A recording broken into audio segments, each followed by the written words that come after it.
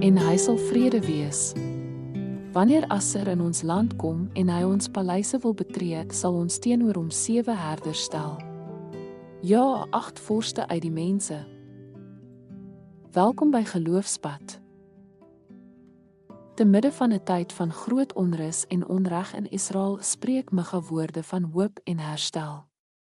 Alhoewel die nasie die dreigende bedreiging van oordeel in die gesig gestaar het, het God in sy genade 'n toekomstige herderkoning beloof wat uit Betlehem sou opstaan.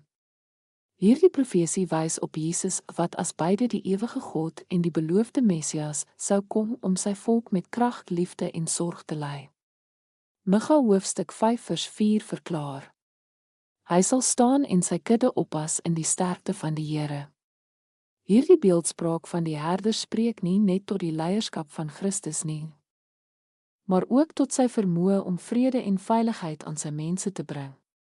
Micha se woorde resoneer oor tyd heen, want hulle beloof nie net Christus se eerste koms nie, maar ook sy tweede koms wanneer hy in krag en heerlikheid sal terugkeer om sy ewige koninkryk te vestig. Sy heerskappy sal een van geregtigheid, vrede en beskerming wees wat die uiteindelike toekoms verseker vir Israel en vir almal wat glo.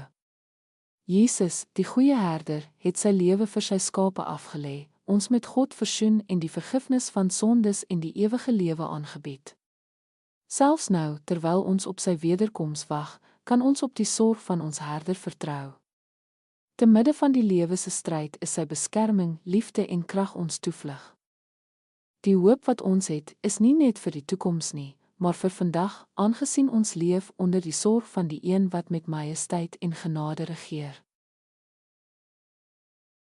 Kom ons bid. Hemelse Vader, dankie dat U Jesus, ons herder, gestuur het om ons te lei, te beskerm en te red. Help ons om in U sorg te rus en in vrede te lewe met die wete dat ons herder altyd by ons is. In Jesus se naam, amen.